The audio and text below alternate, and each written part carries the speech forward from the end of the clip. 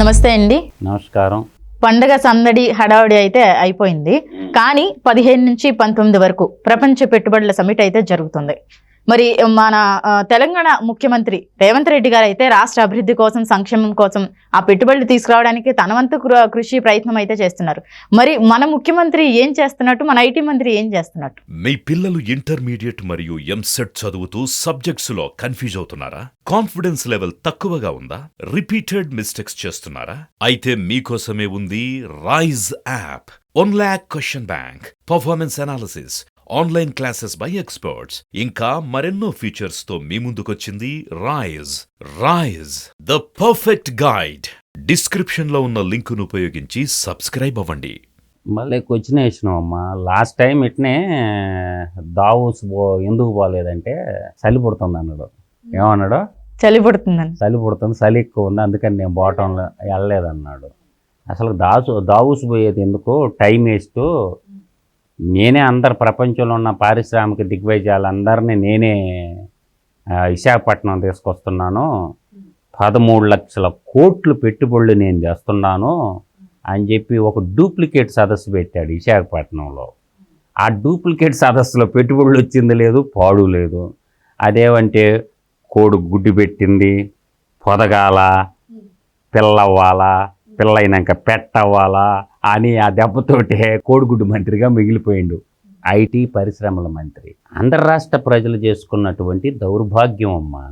ఈరోజు ప్రపంచమంతా కూడా ఈరోజు మోడర్న్ టెక్నాలజీ వైపు, నూతన ఉద్యోగ కల్పన, నూతన పెట్టుబడిదారు విధానంతో ప్రపంచమంతా ఒకవైపు ఉంటే ఆంధ్రప్రదేశ్ రాష్ట్రం ఒకవైపు ఉందన్నమాట. మనం ఏం చెప్పాలా అర్థం కాకుండా ఉంది. ఆంధ్రప్రదేశ్ ప్రజలు చేసుకున్నటువంటి దౌర్భాగ్యం అని నేనంట.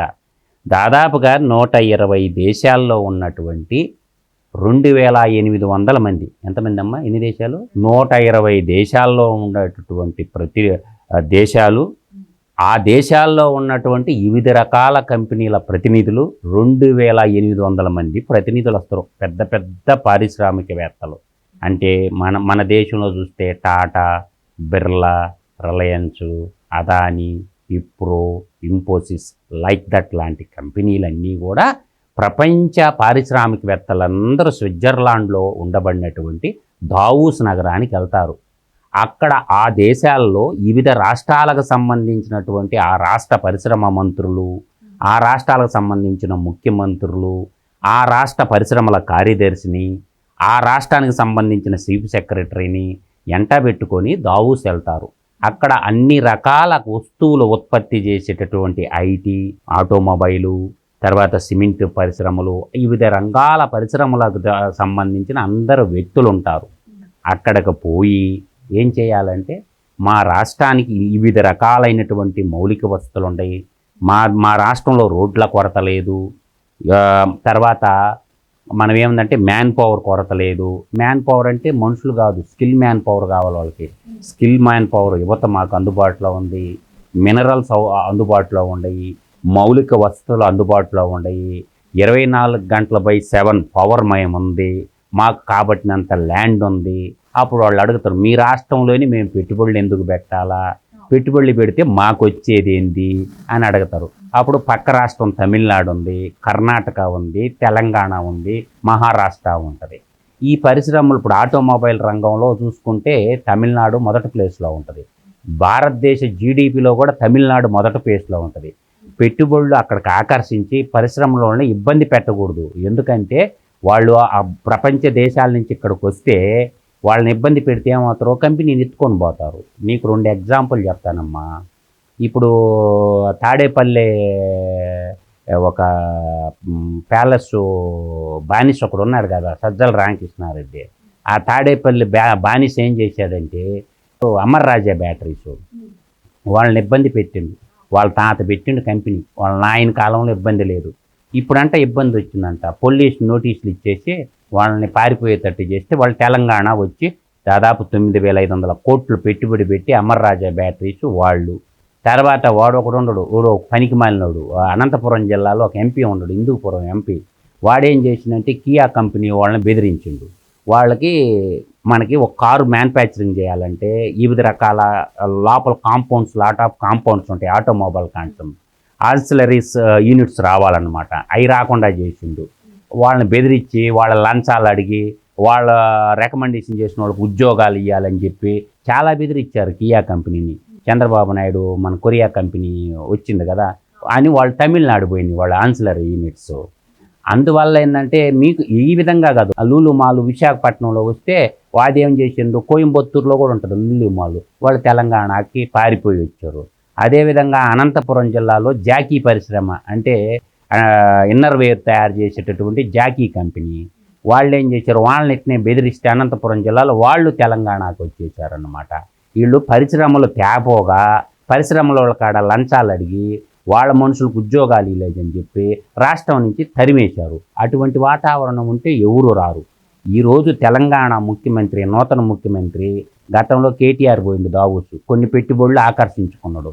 ఇప్పుడు రేవంత్ రెడ్డి పోయిండు.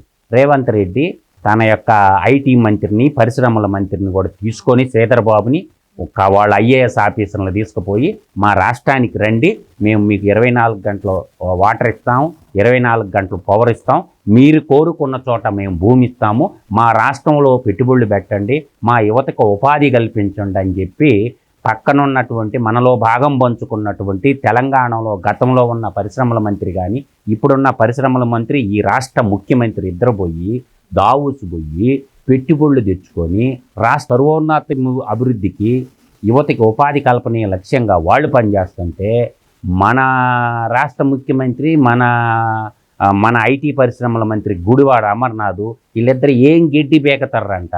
ఈ సిగ్గులేని వాళ్ళు ముందు ఊరంటే ఆంధ్రప్రదేశ్లో అటువంటి ప్రజాప్రతినిధులు ఎందుకున్న ఓటర్లనే సిగ్గులేని బతుకులు ఓటర్లే అన్నమాట. కాబట్టి నేను అంటుండేది ఏంటంటే ఇటువంటి చదువు సంధ్య లేనటువంటి, చదువు రాదు, ఐటీ అంటే ఏంటో తెలియదు, తర్వాత ఇండస్ట్రీలు అంటే ఏంటో తెలియదు, వీళ్ళకు దాచుకోవటం తప్ప వీళ్ళకి పరిశ్రమలు తేవాలా, యువతకు ఉపాధి కల్పించాలా, ప్రజలను వలసపోకుండా కాపాడుకోవాలా. అంటే అంత ముఖ్యమైన సమ్మిట్ వదిలేసి వీళ్ళు సరదాగా జల్సాగా సంబరాలు చేసుకుంటున్నారు, సంక్రాంతి సంబరాలు. అదే సంక్రాంతి సంబరాలు చేసుకుంటారమ్మా, ఎందుకంటే వాళ్ళకి చదువు రాదు కదా.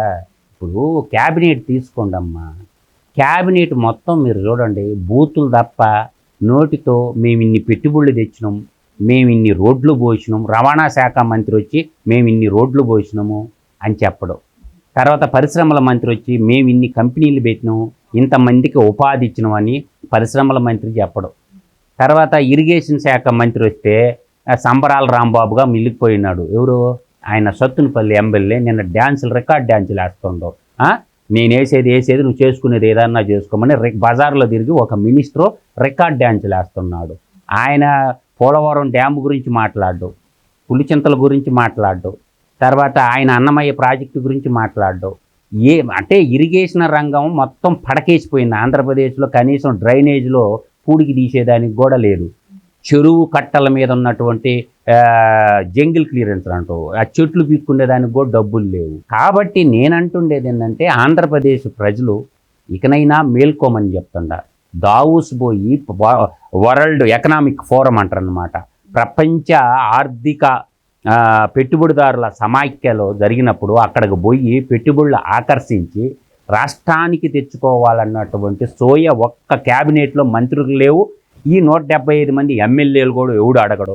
ఏమిరా గ్రామాల్లోకి పోయినప్పుడు యువతైనా ఎదురు తిరగాల, ఏం పీకినారా గతంలో మీరు ఎమ్మెల్యేలకు గెలిచి రాష్ట్రానికి మీరు పీకింది ఏంద్రా అని ప్రజలు గ్రామాల్లోకి వచ్చినప్పుడు ఎమ్మెల్యేలను అడగాలమ్మా, ఏం పీకినవరా, ఏ కంపెనీ తెచ్చినవరా నియోజకవర్గాన్ని అని చెప్పి చెప్పు చాట పొరకలు తీసుకొని ఆడవాళ్ళు తిరగబడాల. పిల్లల్ని చదివించడం ఒక్కటే చదివిచ్చేసి దేశాన్ని వదిలిపెట్టి పొమ్మంట, అమ్మా నాన్న వదిలేసి పొమ్మంటారు.